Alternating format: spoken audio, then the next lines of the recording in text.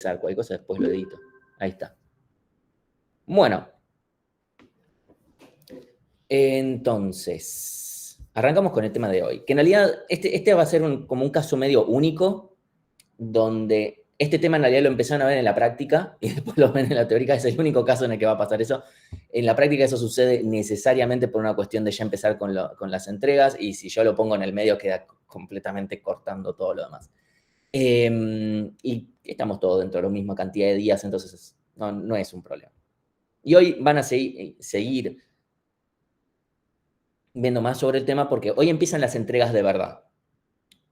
No porque no tengan que entregar el TP0 y el vector, pero esas son entregas que ya se pueden dar cuenta que más o menos es como, bueno, el TP0 es para que empecemos a trabajar con C, qué sé yo, desempolvámoslo, recordar cómo se codeaba, cómo prender la compu, los obligamos a ir instalando Linux, es para que se vayan tomando ese tiempo y que no cuelguen.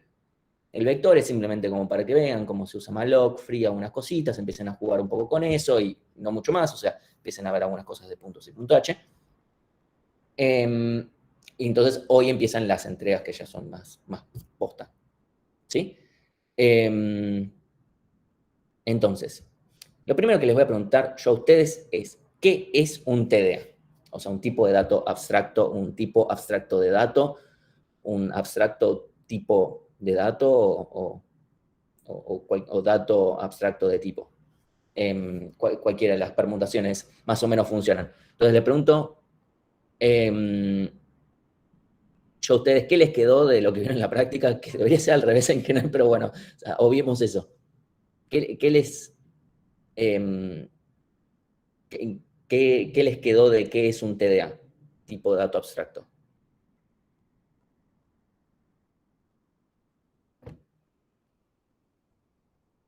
Una representación en código de algo. Perdón, Florencia, pero lo que estás diciendo es muy ambiguo. Todo, o sea, todo en programación es una representación en código de algo.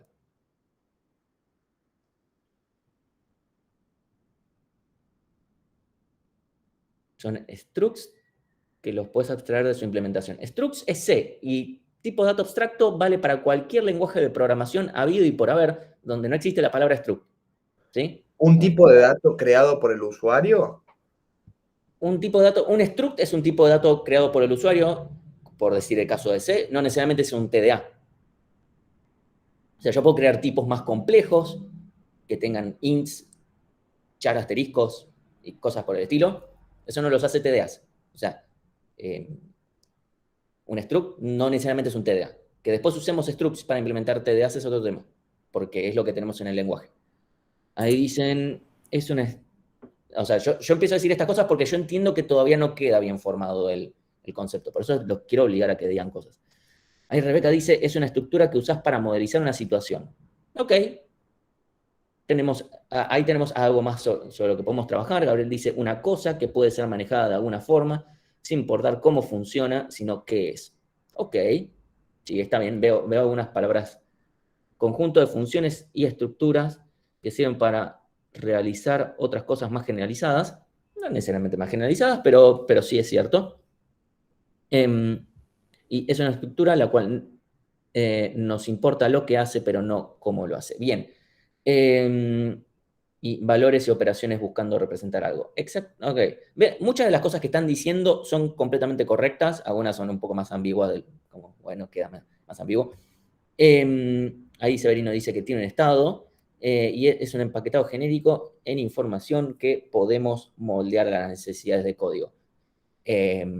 Más que del código, del problema. O sea, el código va a ser más lo que nos limite que lo que nos... O sea, hay cosas que nos van a limitar más por propio del lenguaje tal vez que usemos. Entonces, me quiero quedar con algunas cosas que estuvieron diciendo, pero efectivamente es una estructura o un tipo de dato o lo que sea, o sea, lo que corresponde también al lenguaje de programación en algunos casos, que modela algo.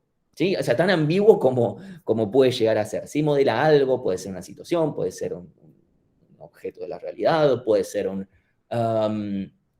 o puede ser simplemente una entidad, por decirlo de alguna manera. ¿Sí? O sea, tenemos eso. Modela algo. Ahora, ¿qué significa que lo modele? A nosotros mucho no nos importa, lo que nos importa al final del día, más en el paradigma en el que nos encontramos, que es estructurado y que por ende se maneja por funciones, etcétera, es que es la funcionalidad que tiene ese algo. Porque en realidad, si yo les digo, modelo una persona, podemos modelarle internamente, o sea, yo internamente puedo modelarle todo el sistema respiratorio, el nervioso, etcétera, pero si después el comportamiento puede decirle caminar, mucho no me importa la representación, como qué tan todo lo que hicimos, ¿sí? Entonces, esto es completamente importante y en realidad es lo más importante que tiene un TDA, que es comportamiento. O sea, ese algo tiene que tener un comportamiento. Ese comportamiento lo modelamos a través de las primitivas, ¿sí? ¿Por qué digo que esto es lo más importante? Por eso es que digo que un struct por sí solo no es un TDA. Un struct, o sea, porque existe un tipo de dato, si no tiene comportamiento propio, no es un TDA. Y con comportamiento propio me refiero a, es muy común, tal vez no al principio, pero después, por ejemplo, en el TP2, que va a quedar mucho más abierto lo que pueden o tienen que hacer, ustedes van a tener que diseñar sus propios TDAs completamente libre, ¿sí? Y el problema es cuando de repente hacen que un pedazo de código haga todo y los otros dicen son TDAs, pero en realidad son un struct al que le puse una primitiva, obtener y poner. Y es lo único que hacen. O sea, en realidad le dicen, no sé, por decir supongamos que es un login de no sé qué, dicen acá tengo mi super TDA de login. Le digo obtener contraseña y poner contraseña. Y es como, no podés decirle al TDA que tal vez sea el que valide si el usuario contraseña es el válido. En vez de vos decirle, dame el usuario, dame el contraseña y yo me fijo. ¿Sí? Entienden que en el segundo caso no hay comportamiento. Es simplemente, tomá, o sea, yo solamente contengo datos y no hago nada con ellos. ¿Sí? Entonces, eh, entonces es solamente un contenedor que no hace nada más que tengo un int y un char o algo así. Entonces, eso no es un TDA, ¿sí? O sea, está modelando algo, probablemente un tipo de dato va a estar modelando algo, pero no tiene comportamiento. Entonces, un tipo de dato abstracto tiene que tener comportamiento, sí o sí. Si no, sí, es un tipo de dato, pero no me está abstrayendo de nada porque si le tengo que pedir yo las cosas, no me estoy abstrayendo, ¿sí? Entonces, casi siempre va a tener estado. Y digo casi siempre porque hay algunos casos en los que no, o que se implementan de formas en los que no tiene estado, pero eso no se va a ver en esta materia. En una materia donde se ve algo de esto, es en teoría del lenguaje, que es una materia, creo que en sistemas es teoría de la programación o algo así. Básicamente literalmente es teoría de los lenguajes de programación. ¿Sí? Acá en esta materia vamos a considerar que siempre los TDAs tienen estado, pero se puede llegar a hacer sin estado si corresponde. ¿Sí? Y la letra más importante, por más que parezca medio raro, porque es como tipo de datos lo importante, suena tal vez no, la letra más importante es abstracto. Es este concepto, o sea, el hecho de que tiene que tener comportamiento y yo me puedo abstraer, o sea, yo me puedo abstraer de cómo está hecho porque tiene primitivas que hacen cosas y que no me tengo que yo decir, bueno, dame esto que yo sé que tenés y dame esto otro que yo sé que tenés y yo me voy a poner a hacer lo que vos deberías estar haciendo, ¿sí? Entonces no me estoy abstrayendo nada, no me estoy ni abstrayendo de la implementación, no me estoy abstrayendo de ese trabajo. Y es muy importante en programación poder abstraerse. ¿Por qué es importante poder abstraerse? Para que las cosas puedan escalar. Porque si yo tengo, es una capacidad humana muy buena poder abstraerse. Ustedes piensen, cuando están andando en un auto, no se ponen a pensar, no, bueno, acá el motor está haciendo esto y después las ruedas se mueven de esta forma y qué sé yo. Pueden abstraerse, pueden decir, esto anda y el que hizo el auto sabe lo que hace. ¿Sí? Ahí Gonzalo dice, ¿el comportamiento es exclusivamente definido por las primitivas? Sí, porque es nuestra forma de interactuar.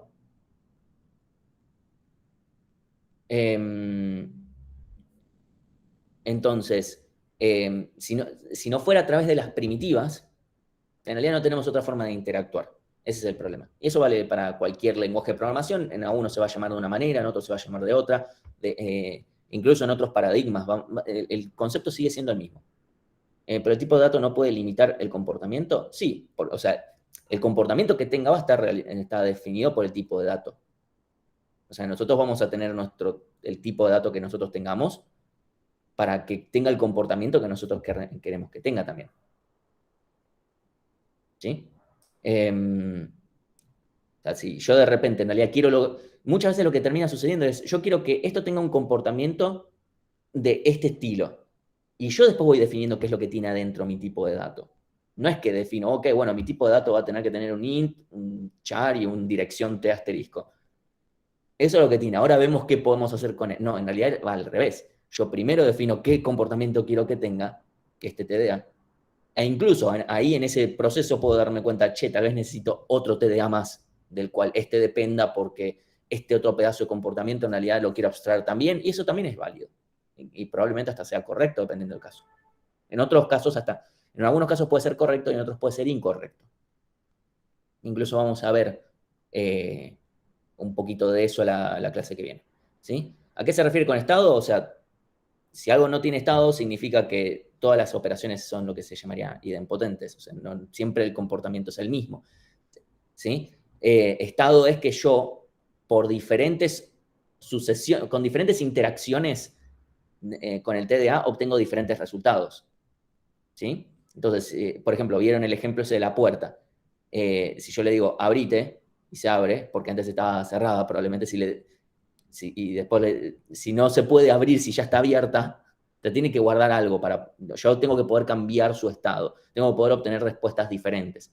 Por ejemplo, el vector que hicieron, que no es un TDA, ahora vamos a charlar tal vez un poquito por qué, pero el vector, que no es un TDA propiamente dicho, porque no abstrae nada, si lo piensan.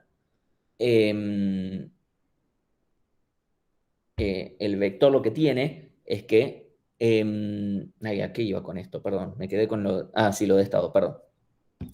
El vector, cuando yo le digo guardar, si después yo le hago obtener, no habría obtenido la misma el mismo resultado si antes no hubiese hecho guardar. O sea que diferentes formas de interactuar con mi tipo de dato abstracto obtienen diferentes resultados. Si no tuviera estado, no importa en qué orden hago, todo es idempotente porque no hay estado. Entonces es lo mismo en qué momento llamo. ¿Sí? Ahí Agustín pregunta, ¿estado podría ser un aspecto de su comportamiento, por ejemplo, que esté encendido? De vuelta, el estado es lo que más o menos me mantiene un historial de las cosas que le fui haciendo. ¿Sí? De alguna manera u otra. Y entonces puede modificar ese comportamiento. Porque desde afuera, yo no veo el estado interno y cómo se almacena. Yo lo único que veo es qué hace. ¿Sí? Entonces, de vuelta, hacemos hincapié en esta palabrita, abstracción, que ya sé que les estuvieron empezando a hacer un poco la cabeza con este tema en Algoritmos 1. Nosotros se las vamos a hacer más y en Algoritmos 3 espero que se hagan aún más. Y es muy importante esto porque es lo que permite en realidad modelar sistemas que realmente escalan. Porque de repente me agregan más cosas y no es simplemente le puedo agregar más funcionalidad a los TDAs que ya existen, sino que agregar más TDAs no es un problema. O sea, a veces pasa que en algunos TPs les decimos, che, esto está mal, o sea, este detalle está mal, tenés que hacer el TP de cero. Si te marqué una cosita y tenés que hacer el TP de cero, porque claramente en realidad el problema es que está muy mal diseñado. Ya ha pasado. Y no podemos hacer nada. O sea, esto realmente está mal, esto que tenés acá hecho está mal, tenés que rehacer todo el TP porque para cambiar esto tenés que cambiar esto otro. Está todo amarrado, atado con alambres. Que cualquier cambio que se pide implica cambiar en este lugar, por qué está haciendo esto este pedazo de código, y entonces hay que mudar código de un lugar al otro, y empieza a ser un problema. ¿Sí? Entonces, cuanto más abstracción haya, siempre va a ser mejor. ¿Sí? Entonces, lo primero que nos permite es esto de separar incumbencias, ¿sí? O sea, me permite enfocarme mejor, o sea, yo puedo obviar las cosas que no me interesan mientras estoy trabajando en lo mío, ¿sí? Y esto es un trabajo ida y vuelta, que ahora vamos a ir mencionando, ¿sí? Esto de mantener código, o sea, si yo trabajo a través de las primitivas y no de la implementación, si me cambian la implementación no me rompen todo, ¿sí? Inclusive, si quien hace un TDA cambia su implementación interna y yo dependía de la implementación interna, no puedo ir y decirle, che, me cambiaste la implementación interna. Porque me va a venir y me va a decir, podrías haber probado, no sé, aprendiendo a codear. Y ahí podríamos estar hablando de algo más interesante, ¿sí? Entonces, cambios en la implementación, sean chicos, sean grandes o no deberían afectar a quienes usan el TDA. O sea, no de forma negativa. Pueden afectar si de repente el cambio de implementación hace que ande más lento o más rápido. Ahí sí nos va a afectar, pero no te va a compilar o directamente no puedes usarlo. ¿Sí? Y bueno, permite reutilizar, porque justamente si yo cambio una implementación por otra, podemos seguir trabajando. Esto es algo que nosotros hacemos. Ustedes piensen que ustedes mandan el código, por ejemplo, la entrega que van a empezar a hacer hoy. Cada uno va a hacer una implementación diferente donde puede tener sus cosas diferentes y las van a mandar y nuestras pruebas tienen que funcionar todas y compilar todo y etcétera. Punto número uno. Punto número dos. Va a haber un momento en la cursada donde ustedes van a decidir entre dos implementaciones diferentes o incluso hasta pueden agregar más si lo quieren hacer más complicado y nuestras pruebas van a ser las mismas porque nuestras pruebas no van a asumir nada y las que hagan ustedes no pueden asumir nada. ¿Sí? Y bueno, y siempre nos vamos a basar en pre y postcondiciones, donde podemos incluir que la complejidad está entre las postcondiciones. A veces es implícito, a veces está explícito. O sea, nosotros le vamos a decir exactamente cómo queremos que sea. No está hoy en día en la documentación, eso es algo que puedo agregar ahora que estoy mirando las cosas y estoy cambiando la documentación. Y bueno, esto se los recalco, está en mayúsculas, en negrita y está subrayado. ¿Sí? Está mal acceder a los componentes internos de un TDA, fuera del TDA, obviamente, adentro o sea, si estoy haciendo una primitiva del TDA, ahí está bien, porque estoy codeando el TDA, ¿sí? Pero afuera está mal, malo, feo, caca. Significa tener mal el ejercicio, punto. No hay tutía, no hay no, bueno, pero en realidad la lógica del ejercicio está bien. No, la lógica del ejercicio no está bien, ¿sí? Entonces, les pregunto a ustedes, ¿cómo podemos hacer para forzar? Un segundito, leo lo que dice acá. No tiene que hacer otro, no, ok. ¿Cómo podemos hacer para forzar esta abstracción en C? Dicen con los puntos H, no abrir los puntos C del TDA. En realidad no, ni siquiera podemos, porque sí, más allá de no abrir, yo puedo abrirlo. El tema es, si quiero pispear el código, puedo hacerlo. Eh, o sea, si yo quiero ver para no sé qué, está todo bien. Nunca hay que incluir un punto C, porque eso genera problemas incluso a nivel de compilación, más allá de todo. No tocar más que las funciones que tenemos a nuestro alcance. O sea, yo me estoy, más allá ahora me estoy basando a nivel abstracto, yo estoy hablando en C. Ahora volvimos a modo teórico o práctico. ¿Sí? ¿Cómo lo podemos forzar? Dijimos, ok, vamos a usar structs primero para la estructura. ¿Sí? Ese es el punto número uno. Ese es el mecanismo para crear, ese es el estado del TDA. ¿Sí? El estado del TDA lo vamos a tener almacenado en un struct. Eso por un lado. Por el otro, vamos a tener, bueno, punto H y punto C. Me olvidé de esto, pero lo puedo hacer ahora. No pasa nada. Bueno, no me va a llevar. No me va a llevar mucho. Un segundito, encuesta.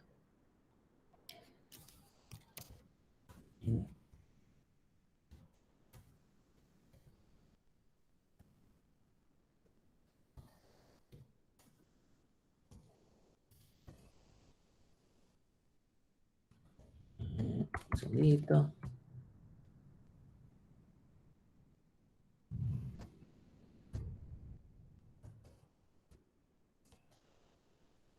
Ahí está. Y ahora, si van a la parte de encuestas, esto para no hacer un Kahoot nada más por esto no tiene mucho sentido. Si van a la parte de encuestas ahí de Google Meet, pueden ver, la pregunta es, ¿en dónde debe ir definida la estructura de un TDA? O sea, el struct. Si en el punto H, en el punto C, si da lo mismo, si depende o no tengo idea. ¿Sí? O sea, yo siempre voy a poner la opción de no tengo idea. Dale, está todo bien acá.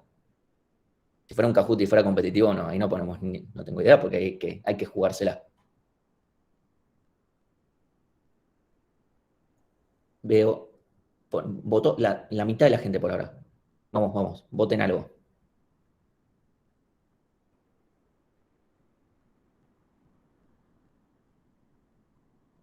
O sea, tienen para votar el no tengo idea. O sea, tienen todo para votar.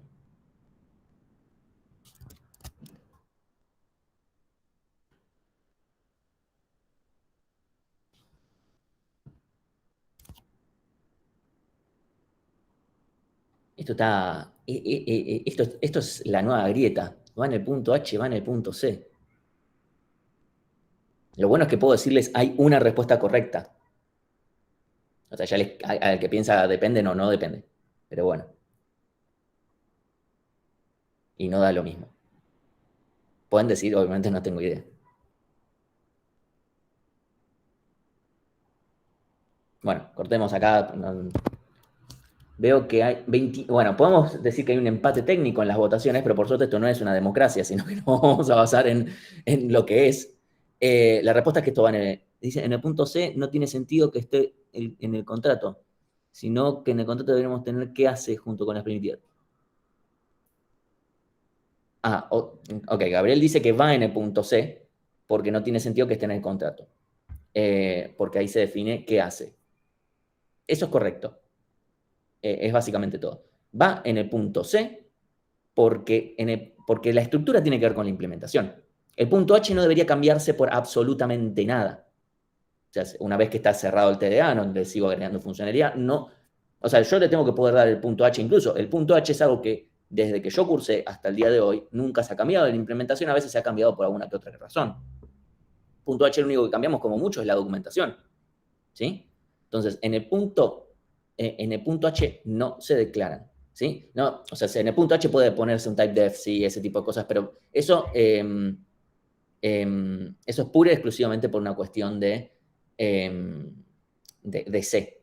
¿Sí? De hecho, no correspondería que vaya el typedef en el punto H también, porque es no, el como... typedef va en el punto H. Claro, por eso. O sea, porque tenemos que declarar que la estructura existe. Sí. Porque es Para una poder hacer las primitivas también. Porque si no, o sea, de alguna manera u otra tenemos que decir en el punto H, che, la estructura esta existe, porque si no, no compila. Es lo único. ¿Sí? De vuelta, estoy diciendo que se declara que esto existe, no significa, che, yo pongo un struct y adentro todo. O sea, la definición del struct. Es como un molde, ¿verdad? O sea, el decir que existe, no estás creando nada, sino que estás haciendo el molde para crear Es cosas. como poner la firma de una función. Es decir, esta firma existe, compilador, vos confía. Vos confía. Es como en el punto H que ponemos en las firmas nada más. Es como, vos confía que esto existe. En algún lado va a haber un punto C que esto lo esté definido. Posta. ¿Sí? Entonces, esto tiene que ver pura y exclusivamente con una cuestión de cómo están estas cosas definidas. Entonces, punto H no se toca. E incluso es tan así que cuando ustedes manden o sea, hemos notado en diferentes años que distintos alumnos han tenido la mala costumbre de ir y tocar el punto H para cambiar primitivas porque alguna cosa no le salía. Entonces decían, bueno, listo, modifico las firmas de funciones o pongo el struct acá para poder acceder desde las pruebas, lo cual es, más allá de un error conceptual, está mal. Entonces lo que hacemos es pisarles el punto H. Ustedes mandan un punto H, nosotros vamos y se lo pisamos para correr las pruebas. Después, cuando está si lo ven en el repositorio en el que se les corrige, ahí va a estar todo. Entonces, obviamente ahí, o sea, si ustedes fueron y agregaron una primitiva para usarla en las pruebas, no les va a compilar directamente. O si pusieron público la estructura para poder acceder desde afuera. Eso es algo bastante típico de errores y queremos que les falle de una. O sea, que no tenga que ir un corrector unos días después a revisar que a ustedes les haya pasado las pruebas porque en realidad lo codieron bien con todo lo demás, pero lo que hicieron fue exponer algo que no deberían haber expuesto. ¿Sí? O sea, la implementación es literalmente, es decir, che, mira, esto tiene un campo que se llama largo, por decir alguna cosa. Y esa estructura debería poder cambiar tranquilamente. ¿Sí? Entonces, por eso es que no. En el punto C va la definición de la estructura con todas las cosas que tiene. Lo único que se hace en el punto H es decir, che, esto existe. Eso es lo que corresponde. Una cosa, Martín, que Sí. creo que no lo aclaramos en la práctica, las funciones auxiliares se deberían hacer antes de las funciones, o sea, en este caso las primitivas, para que compilen o no No. será necesario. O sea, Porque necesitas poder, o sea, esto dentro del punto C, obviamente, Sí. cuando estás implementando, no es necesario. O sea, primero, no es necesario que porque algo esté arriba lo implementes primero. O sea, en todo caso va a estar arriba. Pero, o sea, yo puedo ir y poner enter y codearlo ahí arriba.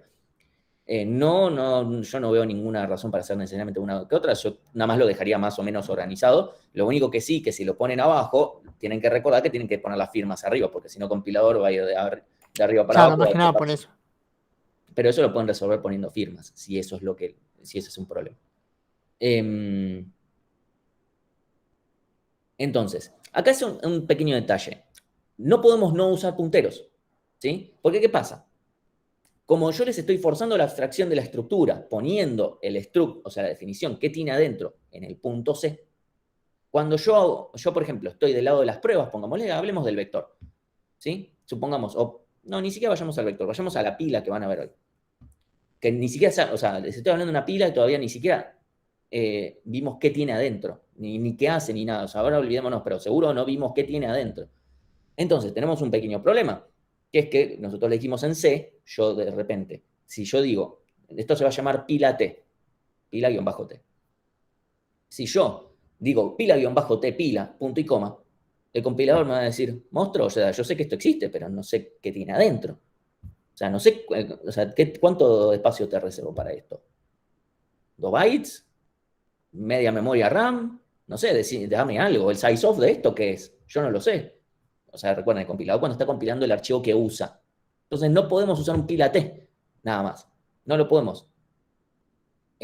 Porque no tenemos definido cómo es la estructura. Cuando estoy compilando, lo único que me incluí fue un punto H. Entonces, necesitamos algo que tenga tamaño fijo. Y esa cosa que tiene tamaño fijo, sí puede ser un puntero. O sea, yo puedo devolver un puntero. O sea, puedo hacer que mi primitiva, o sea, como ya vieron en el vector crear, que devuelve un puntero a un vector y no un vector, así como podemos devolver, más allá de que uno podría decir, bueno, también es por una cuestión de memoria. Puede ser por una cuestión de memoria, pero en realidad, si se fijan, los structs no tienen un tamaño muy grande. O sea, no me jodería. Un int asterisco, pongamos en el vector, tenemos un size of, un size t y un int asterisco asterisco. ¿Cuánto debe pesar eso? No debe pesar ni 20 bytes. O sea, no es una cuestión de solamente de memoria. ¿Puede llegar a ser de memoria? Puede llegar a serlo, pero para mí es anecdótico esa parte. O sea, es más importante en todo caso con un arreglo físico que eso suceda, pero no con una estructura. Entonces, el problema es que yo no, si forcé la abstracción, no te puedo decir acá tenés un vector T, porque es como, bueno, ¿y esto cuánta memoria sé cuánto le tengo que dedicar? El compilador no sabe. Entonces le tengo que dar algo al compilador que sí sepa. Y algo que sí sabe es, te doy un puntero a esto, porque los punteros todos ocupan lo mismo, ¿sí? Porque son todos direcciones de memoria. No o sea, después, cuántas posiciones ocupe, sí, eso es otro tema, ¿sí? Eso va a depender del size of de la estructura, pero eso lo puedo ver desde el lado del punto C.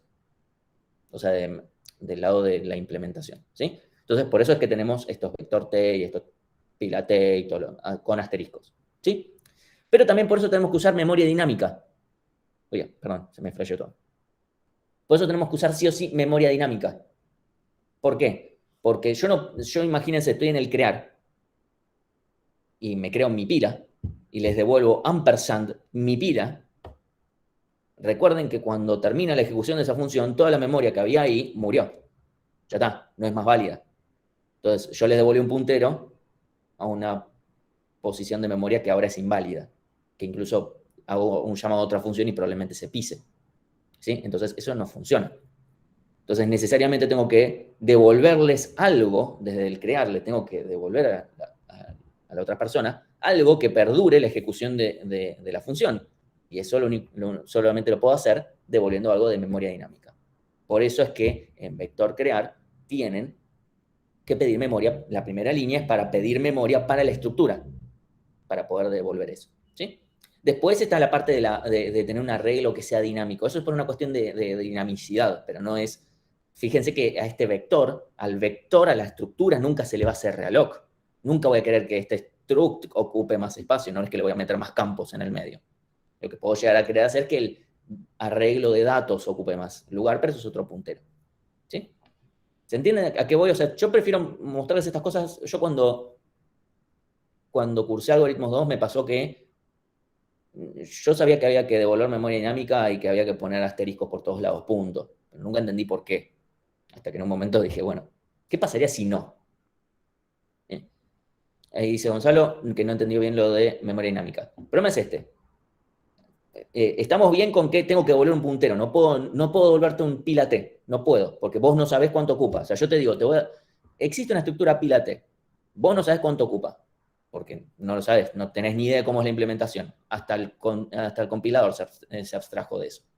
Yo te prometo que vos vas a tener un pila T cuando corresponda. Ahora te digo, ahora vos querés declararte un pila T, el problema es que el compilador te va a decir, sí, mucha promesa, pero acá yo necesito saber cuánto espacio hay. Entonces te tengo que devolver un puntero, para que vos puedas trabajar con punteros y todo tenga un tamaño fijo, bien claro y establecido.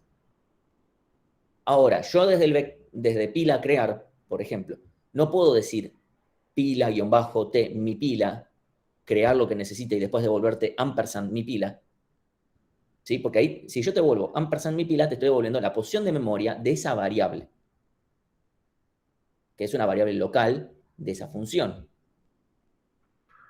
Y como siempre pasa, las variables locales de una función mueren cuando la función termina. Entonces, si yo te hago return ampersand, automáticamente la función termina, esa posición de memoria deja de ser válida. O sea, esa variable vivía en el stack se redujo porque salí de la función, y si yo llamo a otra función, me lo va a pisar. No es que partas el puntero va, o sea, yo te voy a decir 0x café café, y vos vas a decir, ok, 0x café café. No se pierde el valor del puntero. El puntero sigue. El tema es que vas a estar apuntando a algo que es inválido, porque ya no vale lo que sea que pusiste en ese pedazo de memoria. En cualquier momento puede, más allá de que ya no te pertenece, o sea, a nivel sistema operativo, pero supongamos que el sistema operativo se hace el sota con eso, vos llamás a otra función, se va a volver a stackear y vos estabas apuntando acá y se te pisó. O sea, chau todo lo que tenías. O sea, no perdés el puntero, seguís apuntando, pero apuntás a basura, básicamente. Además de que te vas a comer un lindo segmentation fault, probablemente. Porque después, como la pila tiene un arreglo que va al heap y vas a tratar de referenciar algo que ya quedó pisado, basura, qué sé yo, vas a terminar. O sea, eso termina en segmentation fault. Nunca termina bien. O sea, eventualmente vas a querer referenciar algo que no va a tener sentido. Entonces, entonces yo necesito darte algo que perdure más allá de la ejecución de una función. Y solo hay dos formas de devolver cosas, o por memoria, o sea, en C devolvemos cosas por valor, te estoy devolviendo un puntero. El puntero puede ser o a memoria estática, que ya vemos que no funciona, o a memoria dinámica. Entonces vamos por la otra, memoria dinámica. Estoy haciendo así porque yo siempre tengo el dibujito del stack acá abajo y el heap está acá arriba. No necesariamente es así, pero siempre lo tengo. ¿Interfaz o nombre? No sé cuál es no sé. Dijiste que devolvemos cosas en C. Por interfaz o por nombre, o sea, por retorno o por punteros dinámicos. No, o sea, en C siempre devolvemos cosas por valor. A lo que devuelve una función siempre es por valor. Y lo que yo devuelvo, estoy diciendo es que devuelvo un puntero. O el puntero es una posición de memoria. Y la posición de memoria o es al stack o es al heap.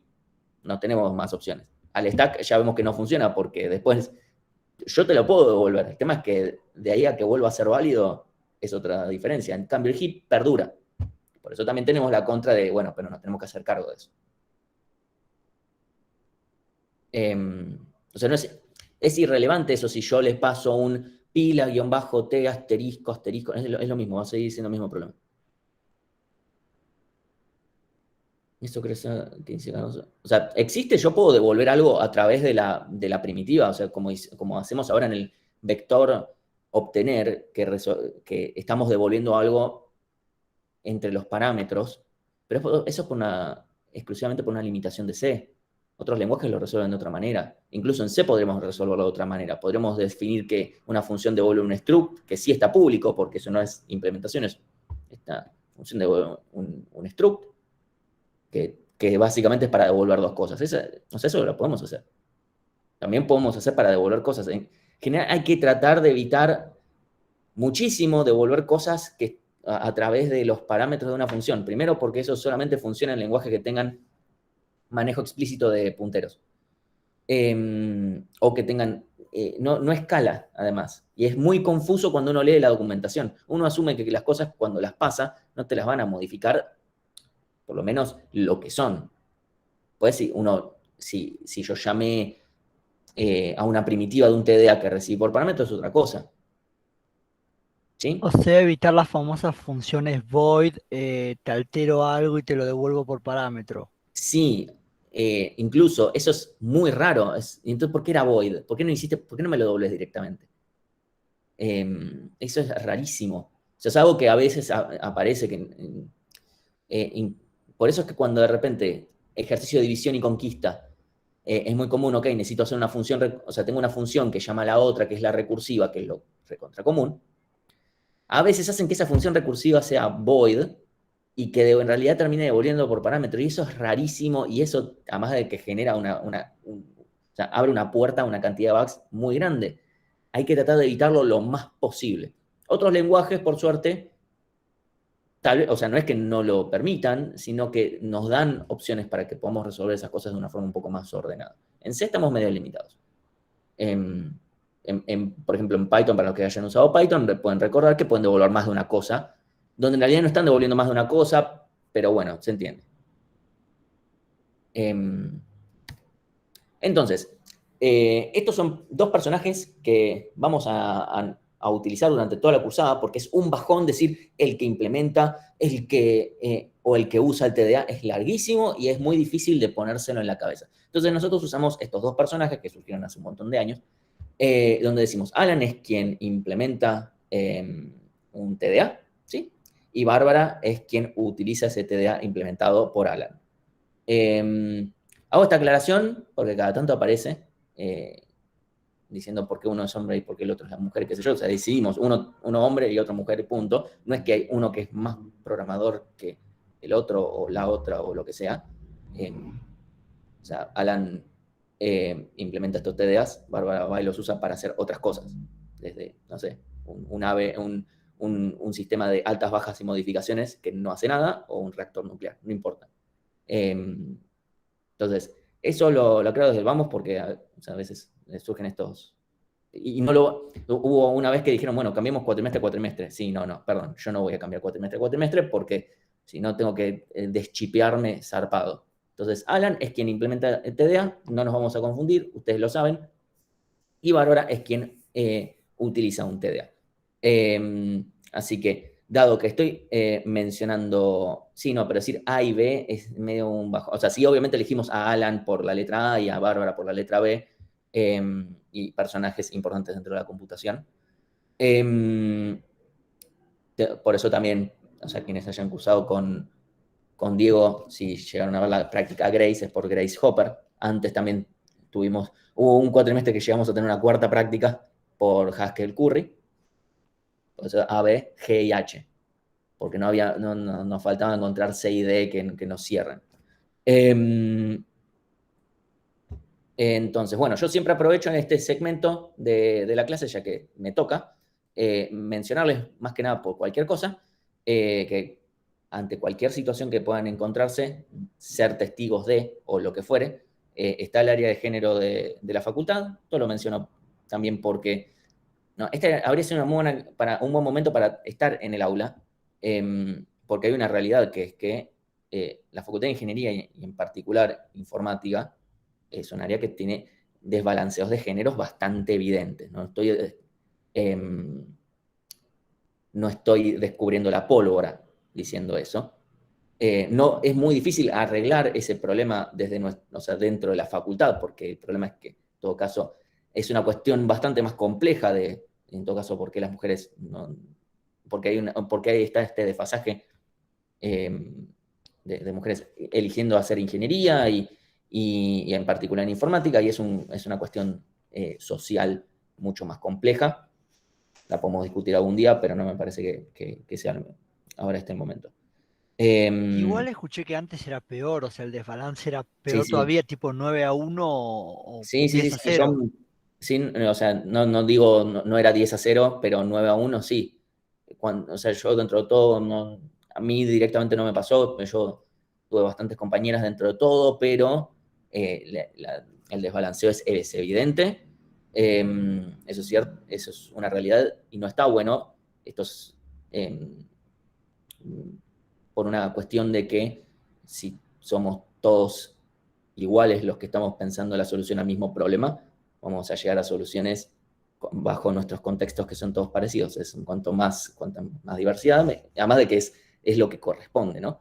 Pero bueno, eso se excede. Este cuatrimestre creo que hubo más, la proporción fue bastante mejor, lo cual me alegra y espero que esa tendencia siga creciendo. Dentro de lo que es nuestro lugar, me parece que lo que corresponde es que por lo menos la gente que ya está, que se sienta cómoda. Porque después pueden suceder, o sea, espero que a nadie le pase de vivir situaciones de mierda, pero si en todo caso más o menos de mierda llega a pasar, bueno, que sepan que en la facultad hay un lugar a donde pueden contactarse. Eso por un lado, o sea para decir lo que fuere, porque o sea, que es medio de público conocimiento una situación bastante de mierda que yo me enteré hace pocas semanas que había surgido con una persona que no tiene, creo que nada que ver con informática, sino que es de electrónica, donde por el área de género ayudó bastante dentro de todo por la declaración de la persona involucrada. Así que bueno, volviendo a este tema, entonces, una cosa que es importante recalcar de todo esto es que no es que vamos a ser siempre Alan o siempre vamos a estar del lado, no es que necesariamente vamos a tomar, ok, soy Alan ahora, soy Bárbara ahora. A veces vamos a ser Alan y Bárbara al mismo tiempo. ¿Por qué? Porque tal vez no ahora cuando implementen la pila, donde van a estar del lado de Alan de la pila y ya está, y después cuando hagan las pruebas van a ser el Bárbara de la pila y ya está.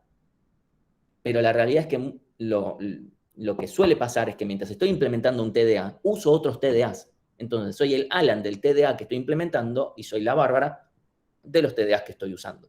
Y eso es lo usual, ¿sí? Independientemente de si ese TDA también lo implementé yo, porque es una cuestión de roles. Yo en este momento los estoy usando. Y punto. Después, y me olvido cómo fue que los hice porque no debería ser relevante, ¿sí? Así que bueno, para empezar con cuáles son los... Me voy a fijar si hay algo en los TDAs básicos con los que vamos a empezar son el vector, que es algo con... Ya empezamos con muchas comillas, porque no hicieron el TDA vector posta a posta. TDA pila, cola y listas. En particular nos vamos a enfocar en las enlazadas. Podremos ver a los vectores como otro caso de listas, depende de cómo implementemos, ¿sí? Entonces, el TDA vector, ¿qué operaciones tiene? Y nos, de vuelta, uy, estoy a punto de estornudar cada 2 segundos. Este abril viene fulero.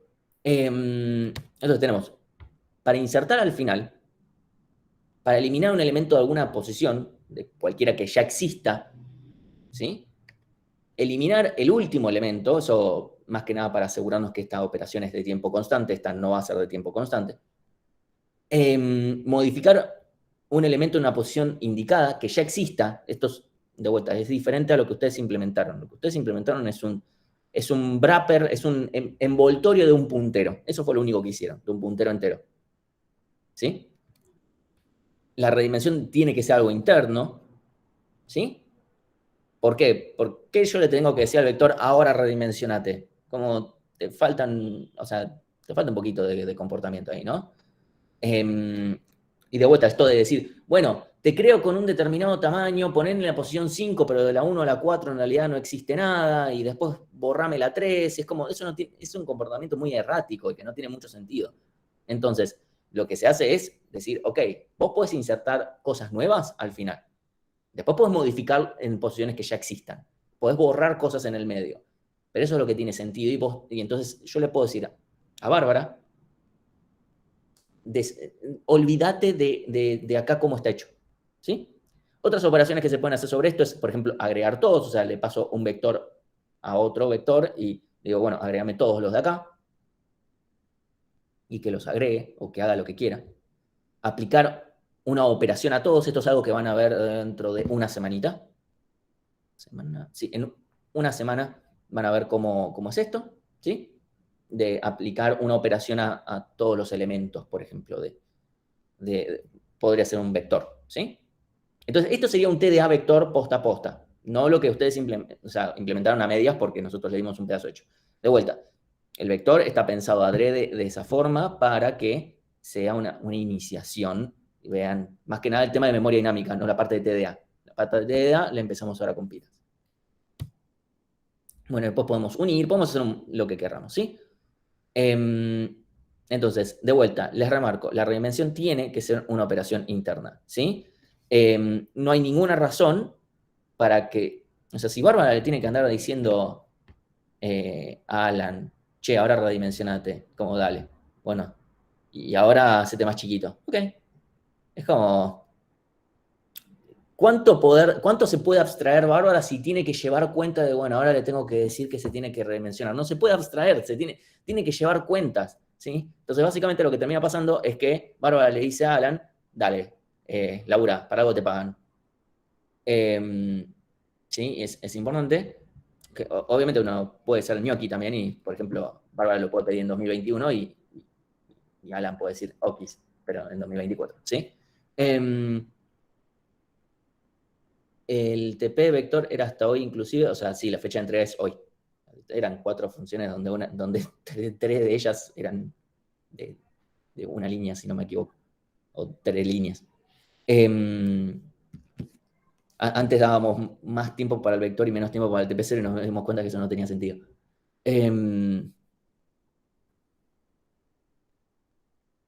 Entonces, simplemente como una mención, las listas esas de Python, las que ustedes usan son este TDA vector, si lo piensan, son las mismas operaciones las que podían hacer. Después pueden tener más operaciones todavía, pero estas son las operaciones que pueden hacer, ¿sí?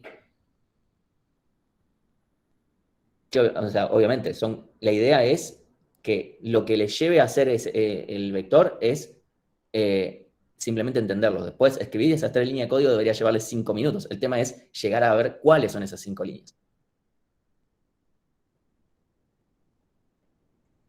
Entonces, ahora vamos con los TDAs con los que empezamos hoy a codear porque tenemos que entregar esto no es la clase que viene, el lunes que viene, ¿sí? O sea, ahora vamos a empezar a estar en una cadencia de una entrega por semana por un par de semanas. Entonces, tenemos el TDA pila. ¿Qué es lo que podemos hacer? Tenemos una estructura que es lo que se llama last in, first out, o LIFO, donde traducido al inglés es lo último que entra es lo primero que sale, ¿sí? O sea, podemos apilar, a ver, ok, apilar, desapilar, ver el tope y está vacía. Recapitulando, apilar es mete algo en esta pila. Desapilar es saca lo último que se metió, ¿sí? Si esto está implementado como un arreglo, una bolsa de gatitos o lo que fuere, no me importa, ¿sí? Yo apilo, es como meto algo.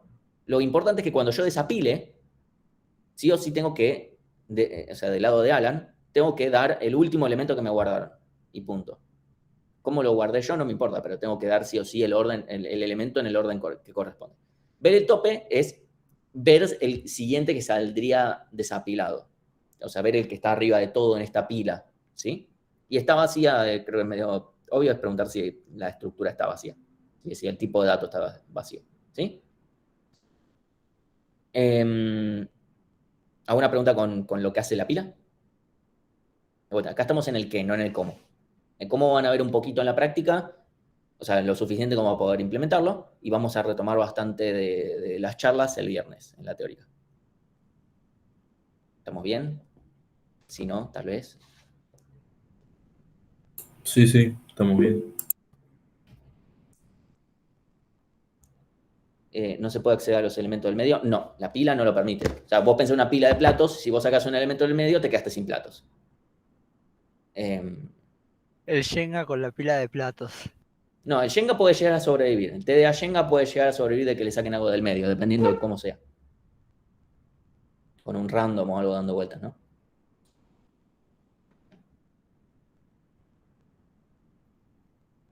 Entonces, esta limitación esta estructura hace cosas chicas y lo vamos a usar considerablemente.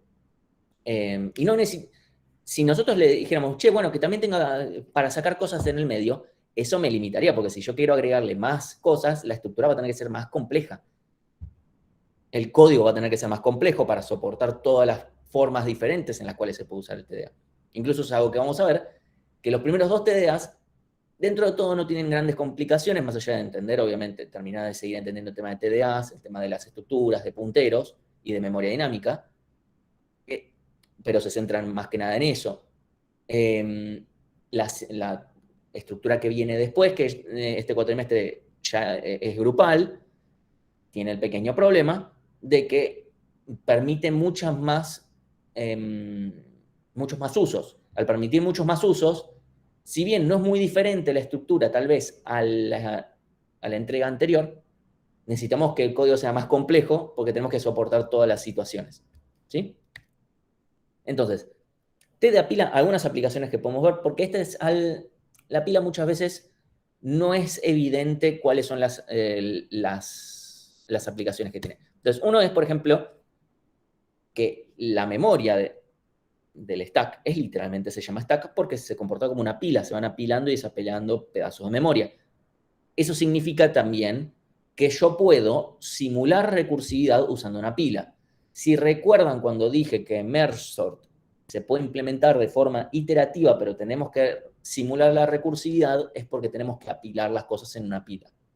¿Sí? ¿Se puede hacer? Sí, pero hay que hacer eso. Entonces, y no es que quede lindo el código queda feo, pero la forma básicamente de evitar hacer la recursividad es simulándola con una pila. Que eso es algo que vamos a hacer eventualmente en la materia, porque vamos a necesitar hacer algo iterativo que es sobre una estructura que es recursiva per se. Entonces vamos a tener que simular esa recursividad. Eso lo vamos a ver, no sé, como en 2 meses. El TDA cola es individual. Alguien está levantando la mano porque quiere decirle el nombre y acá aparece Mateo, sí. ¿Y cuál es la ventaja de simular la recursividad? Porque ahí dice que queda la memoria en el stack. No necesariamente queda en el stack. Pensá que... decía stack memoria simular recursividad. Creí que quedaba en el... O sea, vos puedes simular la recursividad pero guardando todo en el heap. Sí, porque... ahí sí hay una ventaja. Pensá, por ejemplo, en el vector, que el arreglo de datos del vector te ocupa, si estuviera en el stack, te ocupa 8 bytes, pone 4 bytes, no importa, pero es un puntero, una dirección de memoria, nada más. ¿Sí? Estoy tratando de... Tuve que piñar para... Déjame despiñar.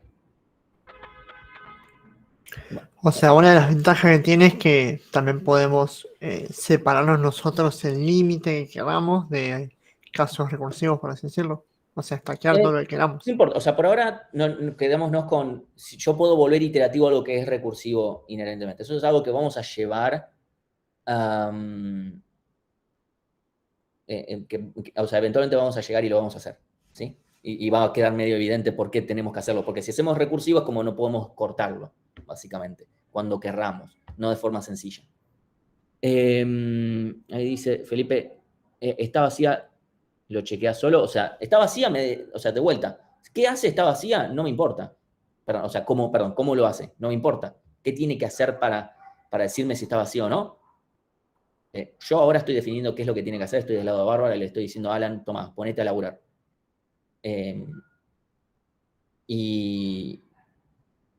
Y acá simplemente le digo, mira, acá el está vacío me tiene que decir si está vacío o no, no hay mucha más vuelta. O sea, si hay más elementos, si yo al desapilar sale algo más, que básicamente si yo hago n apilar y hago k veces desapilar, siempre y cuando k sea menor que n, me va a tener que decir sí hay elementos, y si no, me va a tener que decir, mira, no hay más elementos. Otro uso es, por ejemplo, blockchain. En realidad acá no usa una pila, pero lo que se hace es o sea, se puede usar una pila, pero no es necesario, pero el lenguaje que se usa es de tipo pila, se van ejecutando cosas de una manera en particular. Es algo que se usa mucho en realidad, scripting en general, es de tipo pila. Lo menciono porque además blockchain suena como wow. No tiene mucha... Esto no es justamente... Esta no es la parte wow de blockchain, pero bueno, blockchain. Todo el tema de balanceo de paréntesis o en general para parsear expresiones se usa también. para saber si, por ejemplo, una expresión está bien balanceada en paréntesis, llaves, corchetes, etc. ¿Sí? Que bueno, como todo código parseo es horrible, pero por lo menos esto ayuda a que se vea un poquito mejor. Y después algo que se llama la calculadora polaca inversa, que es cada tanto a veces aparece como TP1, que es básicamente, en vez de usar una notación infija, que es la que usamos nosotros, que decimos 3 más 2, y después eso es igual a 5, lo que se hace es lo que se llama notación postfija, que es 3, 2 más, y ahí se hace la operación de suma. ¿Sí? Es otra implementación. Por ejemplo, las calculadoras financieras tienen, o por lo menos las viejas, las que usaba mi vieja cuando iba a económicas, tienen este formato. No sé si las de hoy en día siguen siendo tan rebuscadas, pero bueno. Una pregunta con la pila. ¿Sí?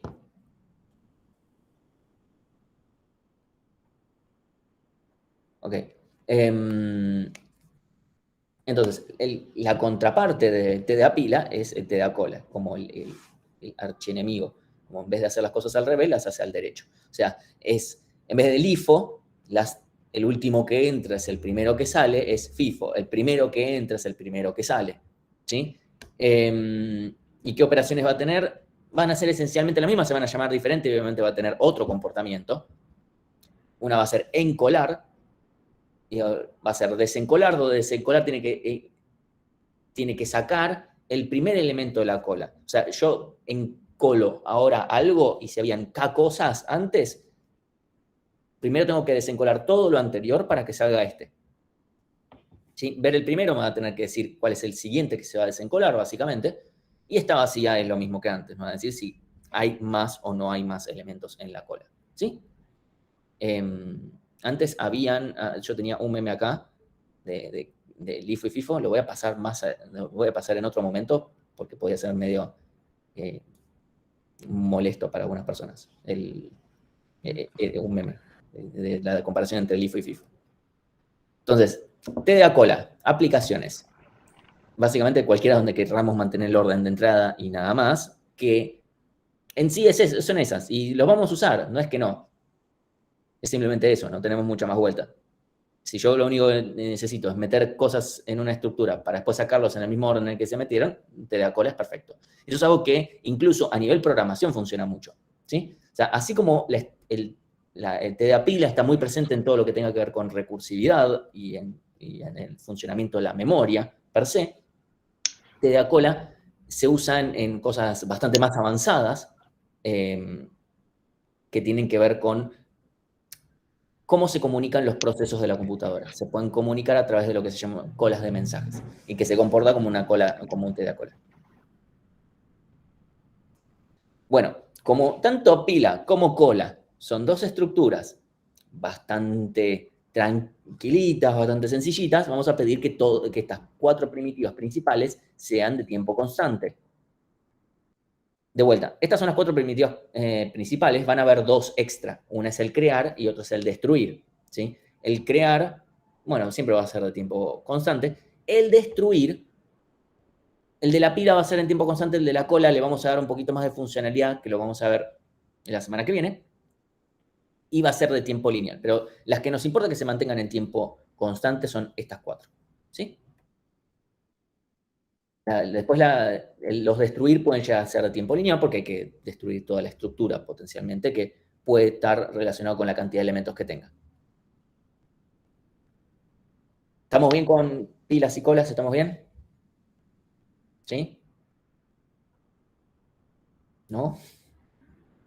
¿Algo? Perdón, yo no entendí bien lo de cola, que vas agregando elementos por abajo, digamos. Yo te agrego, o sea, imagínate como si fuera una cola de supermercado, entra una persona, después otra, y esa persona va detrás. El primero que sale va a ser el primero que entró. ¿Sí? Entonces, sale en el orden, o sea, en una pila, lo último que puse va a ser lo primero que salga. En una cola, lo primero que puse va a ser lo primero que salga. Entonces, si yo, por ejemplo, vienen A, B, C y D, salen de la cola en orden A, B, C y D. En una pila yo meto A, B, C y D, y yo desapilo en orden D, C, B, A. ¿Sí? Literalmente esa es la diferencia. Obviamente el ver tope y ver primero en cada caso corresponde al siguiente que salga. ¿Sí? Una pregunta, o sea, ¿se pueden decir que pila y cola son como van inversas? O sea, ¿son inversas la una de la otra o no? Sí. O sea, literalmente yo voy guardando las cosas y van a salir en una con el orden inverso al de la otra. Claro, está bien. Y tengo una pregunta, para que cola sea O de 1, vas a tener que ir cambiando el puntero donde punta, ¿no? Todavía, no estamos hablando de implementaciones. Eso. Vamos a ver la clase que viene para hablar de implementaciones. ¿Sí? Vamos a ver distintas formas de... Vamos a ver implementaciones sobre arreglos y otro tipo de implementaciones donde todo se mantenga constante. Hoy van a ver una implementación de pila sobre un arreglo para ir, o sea, vamos a ir elevando de a poquito. Después vamos a ver otras. Entonces, ¿qué pasa? A partir de hasta ahora, nosotros les dimos las pruebas del TP0, las pruebas del vector. A partir de la pila las van a tener que codear ustedes. Obviamente no es, o sea, pueden agarrar y fijarse las pruebas, por ejemplo, del vector para empezar a basarse, ¿no? Entonces, siempre les vamos a, y el pedir está en itálica porque no es un pedir de porfis, háganlo, sino lo tienen que hacer. Le tienen que hacer pruebas al TDA, ¿sí? Entonces, la pregunta que puede surgir es si puede ser molesto. Y en realidad no es si puede ser molesto, es molesto. Probar es molesto, es muy molesto. Y es más necesario que molesto todavía. O sea, si la relación estuviera igual a igual, tal vez lo dudaríamos, pero es más necesario que molesto. Y se lo digo a nivel industria de software. Uno de los grandes problemas de la industria de software es, lo probé así nomás y me anduvo, claramente anda. No. Cyberpunk 2077. No, o sea, en serio, no es una broma. Mucho software está, no pro. También están los problemas de software que sea muy difícil de probar. Hay escenarios donde es muy difícil. Entonces, ¿realmente es molesto? Sí, lo sé. O sea, cuando yo tengo que estar en mi laburo y tengo que hacer pruebas, y sí, no le voy a decir que sea el momento más gratificante de mi trabajo, pero también sé que es importante. Tan importante que en estos momentos, o sea, es muy necesario invertir tiempo en eso. Porque si no, después uno hace un producto de mierda donde al final te dicen, no, gastaste 3 años para codearte esta porquería que no anda. Como sí anda. Vos no probaste el caso en el que anda, que ese es otro problema, que es tuyo. No, el problema nuestro, que lo codeamos mal. ¿Sí? Entonces, les pregunto yo a ustedes, ¿por qué creen ustedes que es necesario hacer pruebas? ¿Qué es lo que creen más que les chamullaron en algo uno? Para convencerlos. O qué versitos aprendieron de memoria para decir cuando les pregunten esto. Más que nada Probablemente para chequear los casos borde. Bien, Gonzalo dice los casos borde. Yo te agrego una cosa, Claro, los casos para no vos. borde, porque los casos no borde también hay que probarlo. Para conseguir una estructura más rígida, por ahí. ¿Rígida? ¿En qué sentido? En esto de los casos borde. O sea, que pueda resistir la mayor cantidad de pruebas posible. Ok. O que conozcamos, que sabemos que van a ser aplicables por lo menos. Ok. ¿Qué otra cosa más? O sea, está perfecto lo que están diciendo. Quiero más cosas. No solamente sirven para eso, las pruebas. También puede ser para que sea menos hackeable. ¿En qué sentido hackeable? Y que por ahí hay un caso borde que deja que el usuario deje ver algo que está en el backend. En un ejemplo de una página web, por ejemplo. Está bien. Ahí también hay una cuestión de seguridad. No me quiero meter en esos bardos. Ahí no es solamente una cuestión de testeo, son otros temas. Hay materias para eso, o deberían. Otra cosa, vamos. Tiene que haber, yo tengo un listadito de cosas hechas, así que alguna seguro se les ocurre a ustedes. Capaz a veces en estas, las que hacíamos ahora con memoria dinámica, en algunas el sistema operativo te dejaba y en otras capaz te tira de error, puede ser. Depende del lugar en la memoria que estábamos pidiendo temas o... No sé, ni idea, tiré por tirar, pero... Sí, pero estoy tratando de pensar cómo formularlo eso.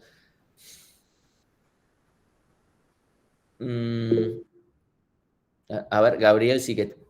Sí, otra cosa es que las pruebas las hacemos desde un lado de utilizar el TDA y no desde el lado de programarlo. Entonces, las pruebas son objetivas respecto a lo que debería hacer y lo que hacemos es más bien, o sea, queda en nosotros pensar qué es lo que estamos haciendo, pero las pruebas nos van a dar resultados contundentes.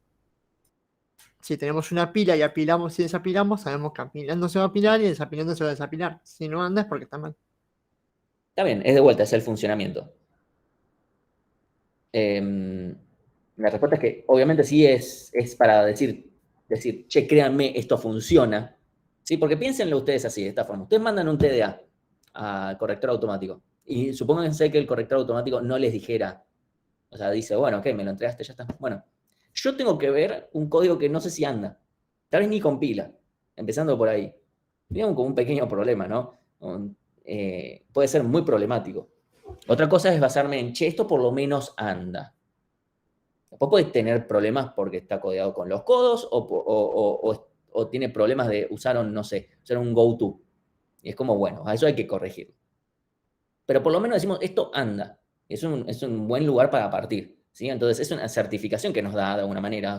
Es un créeme, esto anda. ¿Sí? Es lo que venían mencionando. Esto cumple con el funcionamiento esperado. ¿Sí? Obviamente si las pruebas están bien hechas, ¿no? Si las pruebas están mal hechas y las pruebas pasan, va a ser una certificación de que tiene un funcionamiento erróneo. Pero para eso también están nuestras pruebas. ¿Sí? Entonces, si a futuro cambiamos la implementación, a veces surge, si yo cambio la implementación, esta es una forma de saber que no rompí algo, porque está muy lindo, hoy anda, yo cambio algo. ¿Qué sé yo si no rompí algo?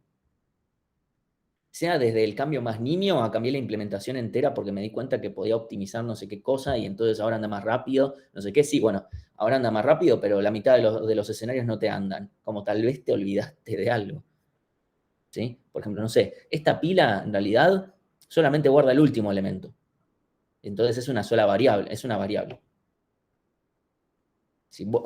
Esto sé que suena un poco extremo, pero a veces las pruebas que están hechas, prueban con un solo elemento. Entonces, claro, si yo tengo una sola variable adentro de mi TDA, esto anda.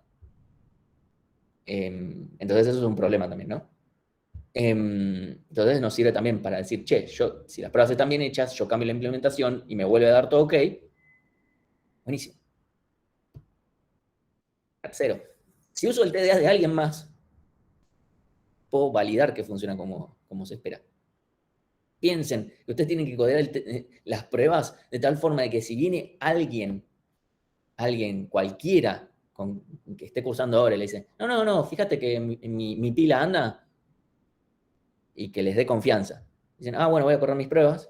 Imagínense que tienen una sola pruebita andando. Como, bueno, yo confío. Voy a confiar la aprobación de mi cursada, por alguna razón, a esta pila.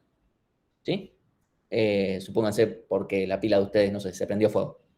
No me estoy refiriendo en modo copiarse, sino que me estoy refiriendo, no sé, cuando hacen los TPs en conjunto y después usan pila, que es anterior. Necesitan tener un mínimo de confianza de, che, esto anda o no anda. Cosa que va a pasar porque van a usar la pila y la cola después más adelante. Y después, sí. Una pregunta, para cuando tengamos que nosotros hacer las pruebas, ¿tenemos algunas como pautas o condiciones? Porque si no, siento que es como muy en el aire, como que no sé cómo empezar. Sí, incluso si van ahora mismo al enunciado de pila, pero esto se los van a marcar después en la práctica. Si van ahora mismo al enunciado de la pila, les va a decir, proba esto y esto, por lo menos. O sea, si querés probar más, prueba más. Claro, ok, está bien. Pero ese es como el checkpoint de cosas que hay que probar.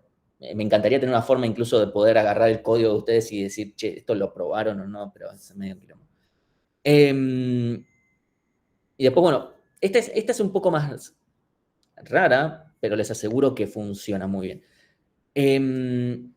Muchas de las pruebas sirven como documentación por sí mismas. ¿Por qué? Ustedes piensen la cantidad de veces que dicen, no tengo ni perra idea de cómo se hace esto. Un ejemplo muy claro es, por ejemplo, no sé, Python necesita un ejemplo de código donde a esto se use. Porque yo leo la documentación así, te dice, bueno, tal parámetro es tal cosa y tal parámetro es tal otra, y es como, no, necesito ver cómo se está usando, ¿sí? Es algo muy, muy, muy común. Y tal vez cuando uno lee de la documentación te está hablando hipergenéricamente, es como, no, necesito un ejemplo concreto donde yo lo vea ahí y decir, ok, está pasando esto. Bueno, las pruebas suelen ser muy buena documentación de ese estilo. Incluso yo tengo que ser, en mi trabajo, para el propio producto que nosotros hacemos, confío más en las pruebas que en la documentación hecha. Porque es mucho más concreta. La documentación tiene muchas palabras para los clientes y muchas explicaciones, que es como, esto no me importa, yo quiero el ejemplo concreto y a veces tenés que navegar a través de un montón de cosas. En cambio, voy a la prueba, veo concretamente lo que yo quiero ver. Entonces, especialmente para los programadores, no digo para programador que está usando la librería que hizo un compañero o compañera de trabajo, lo mejor que puede agarrar son las pruebas en realidad. Como experiencia mía. Entonces, la pregunta es cómo deberíamos probar, ¿no? Obviamente inicialmente hay que hacer las pruebas lo más unitarias posibles, donde prueben cada prueba, cada funcioncita que hagan, pruebe un escenario posible. No vamos a ser extremadamente estrictos con esto, porque en algoritmos 3 les van a romper mucho más con esto, pero traten de ir haciendo este tipo de cosas. Primero, empecemos por no hagan todo adentro de una sola función. Eso por un lado, después, bueno, separar las funciones y, bueno, lo que acabo de decir. Hay otros tipos de pruebas que integran un montón de cosas. No nos vamos a meter en nada de todo eso. No estamos en una etapa de la carrera donde podamos probar tampoco cosas demasiado más complejas. Pero por lo menos sí podemos empezar a hacer cosas unitarias. Y además, considerando lo que estamos haciendo, son tipos de datos básicos, vamos a probar de la forma que más corresponde para estos casos. Entonces, la otra pregunta que puede llegar es, bueno, ¿cuántas pruebas deberíamos hacer? Y esta sí es una respuesta de depende. O sea, esto es algo que van a ver incluso cuando vean la devolución del corrector automático. Pila y cola Pila va a devolverles de nuestras pruebas, va a devolverles, no sé, esto. De cola va a devolver un poquito más porque tiene una utilidad más que le vamos a agregar al destruir, que se lo van a explicar el lunes que viene, creo. Si no es... sí, creo que es el lunes que viene, que se lo van a explicar. Entonces, pero es mínimo. Entonces, pongámosle que devuelve esto. Para la lista, que tiene un montón de casos borde, un montón, bueno, tenemos unas 270 pruebas, básicamente.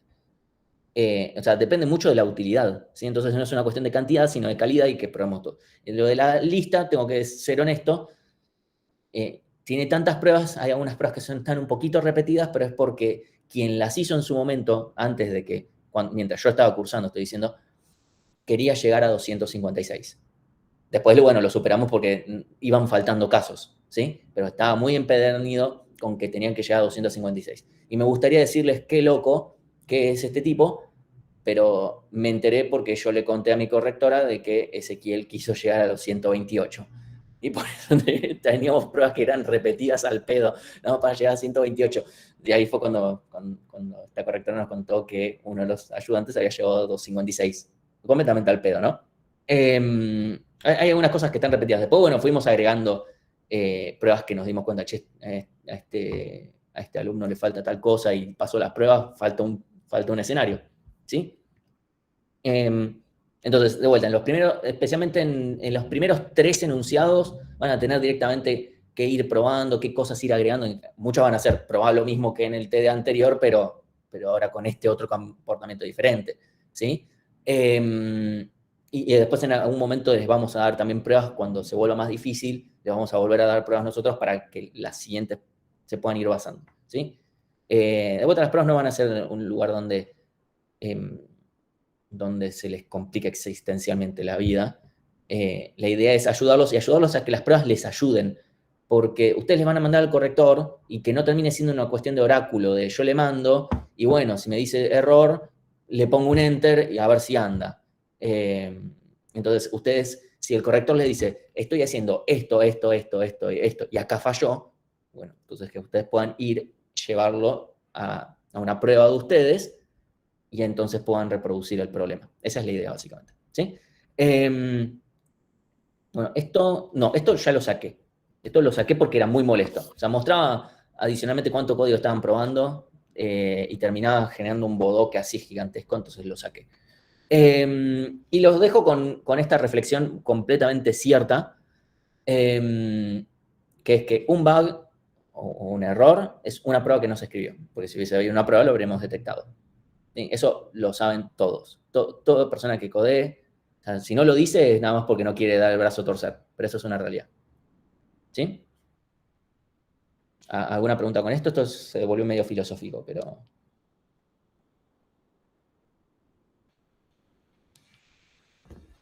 Ok. Bueno. Voy a cortar la grabación acá.